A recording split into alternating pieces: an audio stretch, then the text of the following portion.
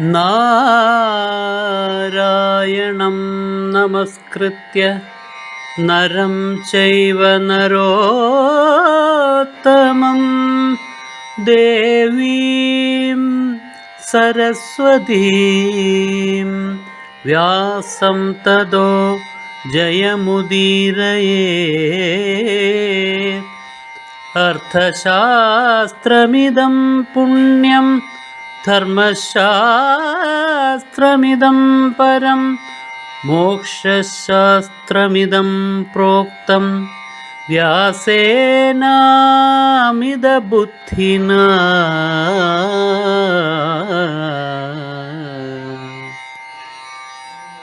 ദിവ്യമായിരിക്കുന്ന ഈ കവചകുണ്ടലങ്ങൾ അതും കർണൻ മനസ്സിലാക്കിയിട്ടുണ്ട്. ഇതെല്ലാം കൂടി ചേർത്ത് സൂര്യൻ ഇപ്പോഴിതാ തന്നെ ഉപദേശിക്കാൻ സ്വപ്നത്തിൽ വന്നുമിരിക്കുന്നു. ഇത്രയേറെ വാത്സല്യത്തോടുകൂടി സംസാരിക്കുന്നു. നീ എൻ്റെ മകനാണെന്ന് പറഞ്ഞില്ലെന്ന് മാത്രം, പക്ഷേ വളരെ വ്യക്തം.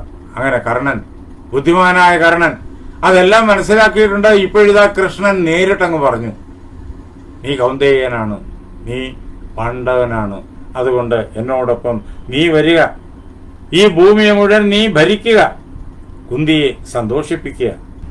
മിത്രാണി തേ പ്രഹൃഷ്യന്തു വ്യഥന്തുരിപവസ്തഥാ. നിന്റെ മിത്രങ്ങള്, കൂട്ടുകാര്, നിന്റെ അഭ്യുദയം കാക്ഷിക്കുന്ന ആളുകള്, അവരിതറിയുമ്പോഴേക്കും അവരങ്ങേറ്റം സന്തോഷിക്കും. എന്തുകൊണ്ടെന്നാൽ അർജുനനും കർണനും തമ്മിലാണ് ഇത്രയും കാലം എല്ലാവരും അറിയുന്ന വിരോധം. കർണൻ അത് എല്ലായിടവും പ്രഖ്യാപിച്ച് നടക്കുകയാണ്. ഇത്രയും കാലം കർണൻ അത് തന്നെ ചെയ്തു. താൻ തന്റെ അസ്ത്ര മികവ് കൊണ്ട് അർജുനനെ സംഹരിക്കും എന്ന് എല്ലായിടവും നിരന്തരം ആവർത്തിച്ച് കർണൻ പ്രഖ്യാപിക്കുന്നുണ്ട്. അതുകൊണ്ട് എല്ലാവർക്കും അറിയാം ഇപ്പോ കർണൻ പാണ്ഡവനാണെന്നും അർജുനനും കർണനും എല്ലാ പാണ്ഡവരും ഒരുമിച്ചു എന്ന് പറയുമ്പോ കർണന്റെ നന്മ ആഗ്രഹിക്കുന്നവരായ ആളുകൾ, അവരാണല്ലോ മിത്രങ്ങൾ. വെറുതെ മിത്രം എന്ന് പറഞ്ഞുകൊണ്ട് കാര്യമില്ല. പിന്നെയോ ശുഭം ആഗ്രഹിക്കുന്നവരായിരിക്കണം. അങ്ങനെയുള്ള ആളുകള് സന്തോഷിക്കട്ടെ, അവർക്ക് സന്തോഷം നൽകാനും ഇതുകൊണ്ട് സാധിക്കും. വ്യഥന്തുരിപവസ്തഥാ. നിന്റെ ശത്രുക്കളായിട്ടുള്ളവർ, അത് പ്രകടമായി ശത്രുക്കളായിട്ടുള്ളവരുണ്ട്, പിന്നെ ശത്രുത ഉള്ളിൽ കൊണ്ട് നടക്കുന്നവരുണ്ട്. ആരൊക്കെ തന്നെ ആയിരുന്നാലും അവർക്ക് ഇത് അറിയുമ്പോഴേക്കും വ്യഥയുണ്ടാകും, ദുഃഖമുണ്ടാകും. അവര് ദുഃഖിക്കട്ടെ. അതുകൊണ്ട് സൗഭ്രാത്രം ചൈവ തേദ്യാസ്തു ഭ്രാതൃഭിഃ സഹ പാണ്ഡവൈഃ. അതുകൊണ്ട് എന്റെ നിന്നോടുള്ളതായിട്ടുള്ള വാക്ക് ഇതാണ്, നിനക്ക് തരാനുള്ള ഉപദേശം ഇതാണ്.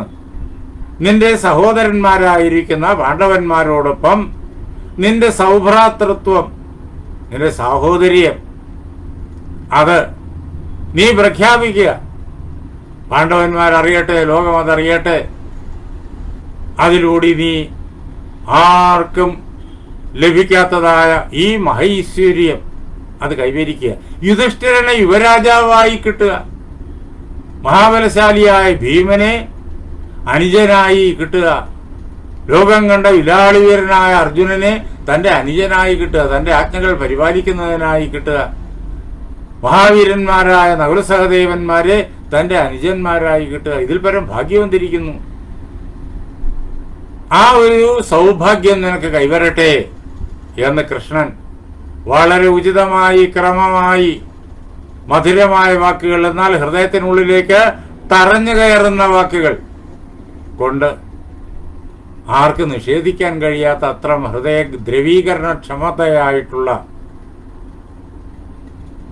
ഹൃദയ ദ്രവീകരണക്ഷമമായിട്ടുള്ള വാക്കുകൾ കൊണ്ട് കൃഷ്ണൻ പറഞ്ഞു കേൾപ്പിച്ചു.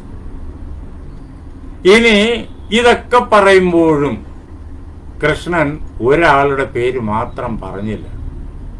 അത് നാം ശ്രദ്ധിക്കണം. പാണ്ഡവന്മാർ 5 പേരുടെ പേരും പറഞ്ഞു, പാണ്ഡവന്മാരുടെ മക്കളുടെ പേരുകൾ പറഞ്ഞു.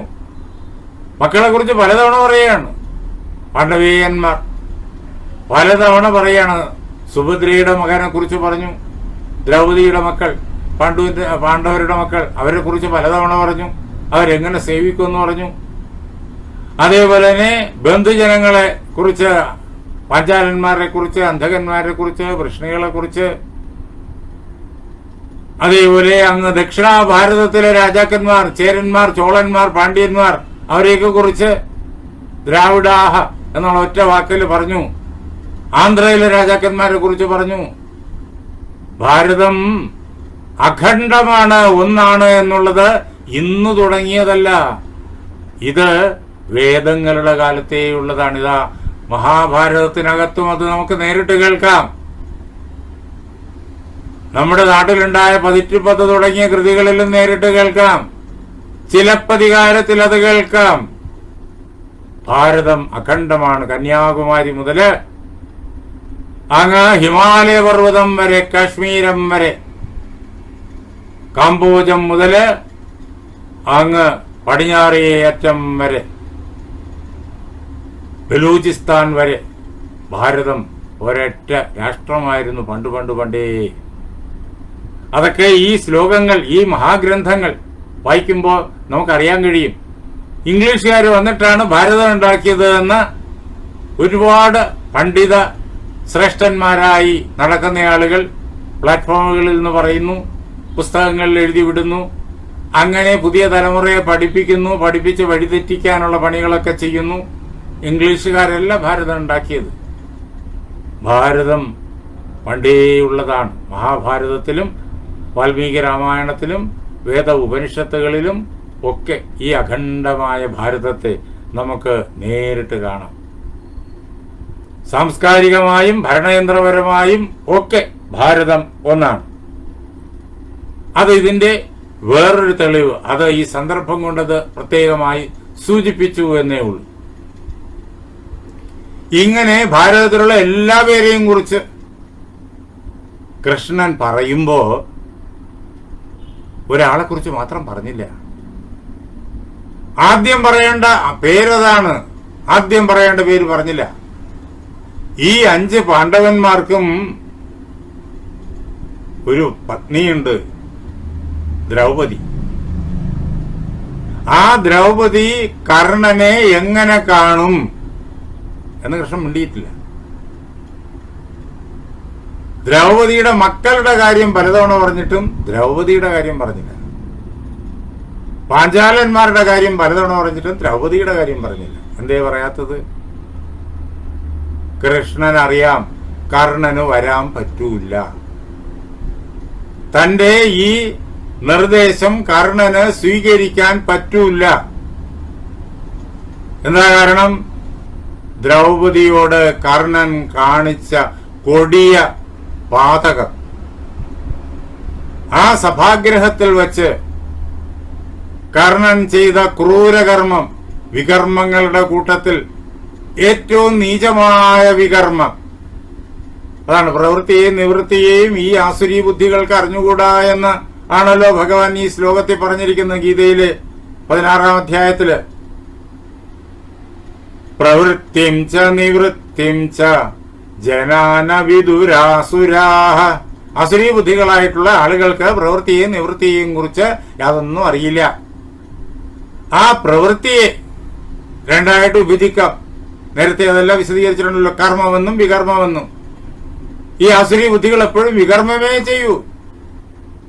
അങ്ങനെ ഈ ലോകത്തിൽ ഒരു മനുഷ്യന് ചെയ്യാവുന്ന ഏറ്റവും ഭീഷണമായ, നിന്ദ്യമായ, മനുഷ്യത്വരഹിതമായ, പിശാചുക്കൾക്ക് പോലും ചെയ്യാൻ കഴിയാത്ത കർമ്മമാണ് കർണൻ ദുശ്ശാസനെ ആജ്ഞാപിച്ച് ദുശ്ശാസനെ കൊണ്ട് ചെയ്യിച്ചത്. കർണന് പാഞ്ചാലിയുടെ സമീപത്തെങ്ങും വരാൻ പറ്റൂല. അതുകൊണ്ടാണ് പാഞ്ചാലിയുടെ പേര് പറയാത്തത്. കൃഷ്ണൻ ബോധപൂർവ്വം അതങ്ങ് വിട്ടിരിക്കുകയാണ്, ബാക്കിയെല്ലാം അനേക തവണ പറഞ്ഞിട്ട്. അതുകൊണ്ടാണ് ഈ സർഗത്തിലെ എല്ലാ ശ്ലോകങ്ങളും ഞാൻ കേൾപ്പിച്ചതും അതിനു വേണ്ടിയിട്ടാണ്. വളരെയേറെ ഓരോ ശ്ലോകത്തിനും പ്രാധാന്യമുണ്ട്, വളരെയേറെ പ്രാധാന്യമുണ്ട്. കർണൻ വരണമെന്ന് കൃഷ്ണൻ ആഗ്രഹവുമില്ല. കർണനെ പാണ്ഡവപക്ഷത്തേക്ക് കൂട്ടിക്കൊണ്ടുപോകാനോ പാണ്ഡവന്മാരുടെ ജ്യേഷ്ഠ സഹോദരനായിട്ട് വാഴിക്കാനോ ഈ ലോകത്തിന്റെ ചക്രവർത്തിയാക്കി തീർക്കാനോ ഒന്നിനുമല്ല കൃഷ്ണൻ കർണനെ വിളിച്ചു കൊണ്ടുപോയതും കർണനോട് ഇങ്ങനെയൊക്കെ പറഞ്ഞത്. യുദ്ധതന്ത്രങ്ങളുടെ ഏറ്റവും ശക്തിമത്തായിട്ടുള്ള ദർശനമാണ് നമുക്കിവിടെ കിട്ടുന്നത്. പാണ്ഡവപക്ഷത്തെ സർവസൈന്യാധിപൻ ദൃഷ്ടദ്യുമ്നനാണ്. അതിലെ വലിയ വീരന്മാര് ഭീമനും അർജുനനും സാത്വികിയുമാണ്. മറ്റുള്ളവരൊക്കെ തൊട്ടടുത്ത് രണ്ടാം നിരയിൽ വരും. സർവസൈന്യാധിപൻ ദൃഷ്ടദ്യുമ്നൻ സൈന്യങ്ങളെ മുഴുവൻ കൃത്യമായിട്ട് അണിനിരത്തി അവരെ കൊണ്ട് ഓരോ സന്ദർഭത്തിനനുസരിച്ചുള്ളതായ ജോലികൾ കൃത്യമായി ചെയ്യിക്കുന്നയാൾ. പക്ഷേ തന്ത്രജ്ഞനാരാ? യുദ്ധതന്ത്രം മെനയുന്നത്, സന്ദർഭോചിതമായി യുദ്ധതന്ത്രം നടപ്പിലാക്കുന്നത്,